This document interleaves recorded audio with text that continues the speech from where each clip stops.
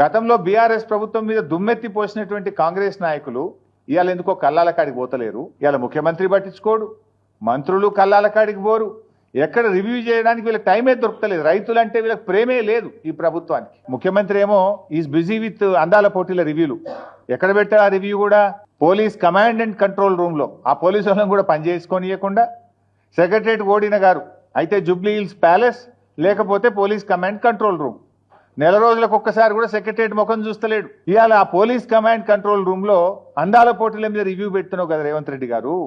మరి రైతులకు రైతు బంధు అందిందా లేదా అని ఎందుకో రివ్యూ పెట్టవు? మరి అసెంబ్లీలో బడ్జెట్లో చెప్పిన రుణమాఫీ 42,000 కోట్లు అయిందా లేదా అని రివ్యూ చేయడానికి నీకు సమయం దొరకలేదా రేవంత్ రెడ్డి గారు? ఇవాళ మార్చ్, ఏప్రిల్, మేలో చనిపోయిన రైతులకు రైతు బీమా డబ్బులు రావడం లేదు. దీన్ని రివ్యూ చేయడానికి రేవంత్ రెడ్డి గారు మీకు సమయం లేదా అని నేను అడుగుతా ఉన్నా. ఈ వడ్లు కొంటలేరు, వడ్ల కుప్పల మీద రైతులు పిట్టల్లాగా రాలిపోతుంటే దీని మీద రివ్యూ చేయడానికి మీకు సమయం లేదా అని నేను అడుగుతా ఉన్నా. గొప్పగా చెప్పిన 512 కోట్ల బోనస్ రావడం లేదు. ఇవి ఎందుకు పడతలేవు రైతులకు? 48 గంటల్లో కేసీఆర్ ఇచ్చినప్పుడు మీరు ఎందుకు ఇయ్యలేకపోతుండ్రో రివ్యూ చేసుకోవడానికి మీకు సమయం లేదా రేవంత్ రెడ్డి గారు? అందాల పోటీల మీద ఉన్న శ్రద్ధ రైతుల మీద మీకు ఎందుకు లేదు అని నేను సూటిగా ప్రశ్నిస్తా ఉన్నా. నేనేమి రాజకీయంగా చెప్తున్నటువంటి విషయం అంతకంటే కాదు.